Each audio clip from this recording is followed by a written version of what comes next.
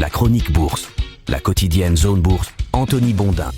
Salut à toutes et à tous, bienvenue dans ce point de marché Zone Bourse du mardi 8 octobre 2024. Son titre ce matin, la bourse chinoise fait n'importe quoi. Le retour des cotations en Chine continentale ce matin après une semaine fériée est assez animé, de quoi meubler la matinée en attendant l'arrivée des résultats de PepsiCo à la mi-journée. Côté États-Unis, les investisseurs ont fait leur deuil d'une baisse de taux massive et rapide de la Fed, mais ils peuvent se raccrocher à une économie qui tient bon. Si vous êtes malade dans le bateau pirate de la fête foraine, il vaudrait mieux éviter de regarder les graphiques des indices chinois ce matin. La séance est un petit peu particulière en Chine continentale parce que les marchés étaient fermés depuis une semaine pour cause de fête nationale et pendant ce temps, le Hang Seng de Hong Kong a continué lui à côté. Il s'est envolé d'environ 9% pendant que Shanghai et Shenzhen étaient en vacances. La logique aurait donc voulu que les indices continentaux, par exemple le CSI 300, se basent sur cette hausse du Hang Seng pour la réouverture, et c'est exactement ce qui s'est produit. Ainsi, l'indice CSI 300 a gagné plus de 10% ce matin dans les premiers échanges. Le problème, c'est qu'il a réduit ses gains à 2% une heure plus tard, avant de remonter en hausse de 6% sur l'heure suivante. Et là, normalement, les personnes qui avaient les yeux rivés sur le graphique ont rendu leur petit déjeuner.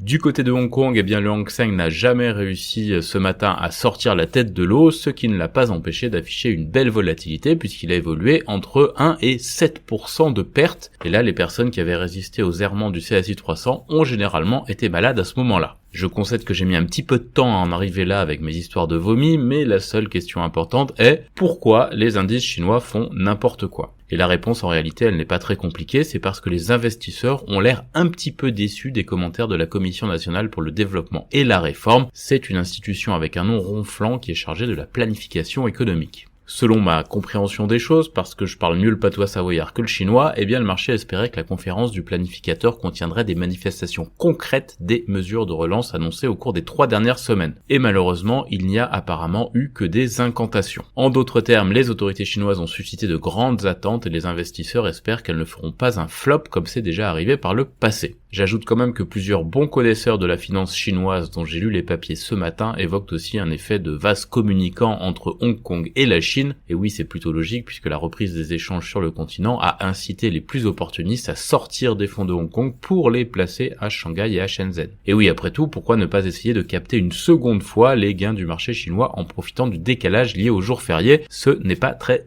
étonnant. L'autre facteur qui fait reculer Hong Kong ce matin, c'est la baisse de Wall Street la veille. Comme je le racontais dans la chronique d'hier, les opérateurs sont en train de faire leur deuil d'une double baisse de taux en novembre du côté de la Banque centrale américaine, pour la bonne et simple raison que l'économie des États-Unis a l'air de continuer à bien se comporter. Et là, on est toujours sur ce paradoxe qui fait que les financiers veulent à la fois la dynamique économique et l'argent bon marché. Ils sont donc un petit peu déçus quand ils doivent modérer leurs espoirs de baisse de taux et un petit peu effrayés quand ils voient des indicateurs macroéconomiques se dégrader. Eh bien, le 7 octobre, on était donc dans la configuration un petit peu déçue et c'est ce qui a entraîné une contraction de 1% des actifs à risque. On a perdu par exemple 1,17% sur le Nasdaq 100. Il y a aussi eu en parallèle un retour assez logique à 4% du rendement de la dette US à 10 ans. Sans surprise, des petits malins commencent à spéculer sur le fait qu'il n'y aura pas de baisse de taux de la Fed en novembre, ce qui semblait encore inconcevable il y a une semaine. Alors c'est excessif, bien sûr, les investisseurs sont toujours comme ça, mais ça montre quand même la versatilité du marché. D'ailleurs, c'est assez logique quand on y réfléchit, puisque nous sommes dans une période d'accroissement de la volatilité, parce qu'il commence à y avoir trop de paramètres compliqués à gérer. Par exemple, le conflit au Proche-Orient, arrivée des résultats trimestriels, proximité de l'élection présidentielle américaine, incertitude sur la trajectoire des taux et incertitude sur la relance chinoise, ça fait quand même pas mal de choses. D'ailleurs, tout cela est illustré par l'indice de volatilité VIX, vous savez, c'est l'indice qu'on appelle l'indice de la peur. Il vient de dépasser son niveau du début du mois de septembre à 22,60 points. C'est sa seconde marque la plus élevée en un an après le gros bazar du début du mois d'août dernier. Ce gros bazar était lié, je vous le rappelle, à la hausse des taux japonais et au bouleversement du carry trade. Du côté de Wall Street hier, donc les secteurs qui étaient liés au taux d'intérêt comme l'immobilier ont accusé le coup et ce sont assez logiquement les groupes pétroliers qui ont encore tiré leur épingle du jeu avec la remontée du baril à portée des 80 $ l'unité. Du côté de l'Europe, configuration identique, l'immobilier a chuté et les valeurs pétrolières ont progressé. La seule différence avec les États-Unis, c'est que les indices ont bénéficié de la bonne tenue des valeurs cycliques, notamment du luxe à Paris. J'en parlais en préambule, aujourd'hui PepsiCo va essuyer les plâtres des publications trimestrielles en annonçant à midi ses performances estivales. Dans la presse financière du jour, j'ai repéré quelques articles, notamment celui sur Elon Musk qui va jouer les VRP de Donald Trump en Pennsylvanie. Il est aussi question d'une année qui s'annonce coûteuse pour les assureurs américains, alors que l'ouragan Milton s'est intensifié et menace la Floride. Ça c'est prévu pour la nuit de mercredi à jeudi. Du côté de la France, on parle beaucoup ce matin de l'arrivée du Wegovy de Novo Nordisk, le médicament pour maigrir.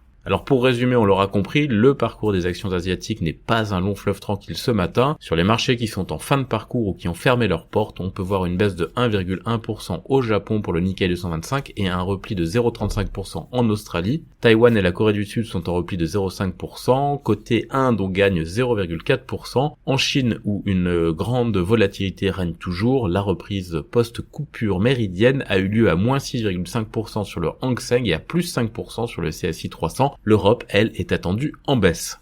Que s'est-il passé dans l'actu des sociétés depuis hier soir ? Eh bien, en France d'abord, Vinci se renforce aux Pays-Bas avec le rachat de 2 sociétés. Colas, la filiale de Bouygues, a été choisie pour construire une ligne de bus à Lyon. Euronext a enregistré une hausse de ses volumes de liquidité en septembre. Air France a prolongé la suspension de ses vols vers Beyrouth et Tel Aviv. Fnac Darty a abaissé la condition de seuil minimal dans le cadre de son OPA sur l'italien Unieuro. Freelance.com a finalisé le rachat de Prium et DroneVolt a signé un contrat de 0,6 millions d'euros. Sur l'agenda des publications d'entreprise, je n'ai pas vu grand-chose. DMS, par exemple. Ailleurs en Europe, Unilever va investir plus de 150 millions d'euros pour réorganiser ses activités européennes de soins de la maison. VAT Group s'attend à des revenus trimestriels inférieurs aux prévisions en Suisse. Julius Baer, toujours en Suisse, pourrait récupérer 100 millions après la vente de Signa. Commerzbank a accéléré sa planification stratégique à l'approche d'une éventuelle offre d'Unicredit.